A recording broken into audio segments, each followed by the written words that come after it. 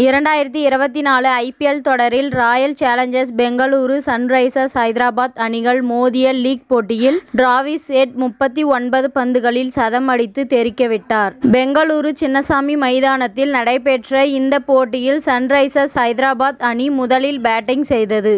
அந்த அணிக்கு Abhishek Sharma, Travis head துவக்கம் அளித்தனர். அபிஷேக் சர்மா 22 பந்துகளில் 34 ரன்கள் எடுத்து ஆட்டமிழந்தார். மறுபுறம் டிராவிஸ் ஹெட் சிறிய பவுண்டரி எல்லைகளை கொண்ட சின்னசாமி மைதானத்தில் தனது திறமையை காட்டி சிக்சர் மழை பொழிந்தார். 39 பந்துகளில் சதம் அடித்தார்.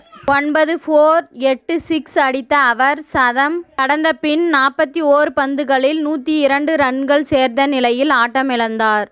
அவர் ஆட்டமிழந்த போது ஹைதராபாத் அணி 12.3 ஓவர்களில் 2 விக்கெட்டுகள் இழப்பிற்கு 165 ரன்கள் எடுத்திருந்தது.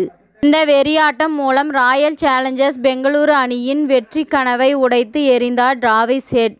ஐபிஎல் வரலாற்றிலேயே இது 4வது அதிவேக சதமாகும். ஐபிஎல் தொடரில் அதிவேக சதம் அடித்த வீரர்கள் பட்டியலில் கிறிஸ் கெயில் 30 பந்துகளில் சதம் அடித்து முதல் இடத்தில் இருக்கிறார். அவரை தொடர்ந்து யூசப் பதான் 37 பந்துகளிலும், டேவிட் மில்லர் 38 பந்துகளிலும் சதம் அடித்து 2 மற்றும் 3வது இடத்தில் உள்ளனர். டிராவிஸ் ஹெட் 39 பந்துகளில் சதம் அடித்து இந்த பட்டியலில் 4வது இடத்தை பிடித்துள்ளார். இந்த போட்டியில் டிராவிஸ் ஹெட் ஆட்டமிழந்த பின் கிளாசன் அதிரடி ஆட்டம் ஆடினார். 15 ஓவர்களில் எல்லாம் ஹைதராபாத் அணி 200 ரன்களை கடந்தது.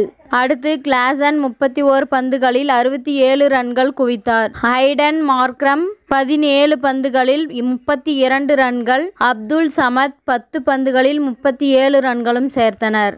சன்ரைசர்ஸ் ஹைதராபாத் அணி 20 ஓவர்களில் 3 விக்கெட் இழப்பிற்கு 287 ரன்கள் குவித்தது. இதுவே ஐபிஎல் தொடரில் மிக அதிக ஸ்கோர் ஆகும்.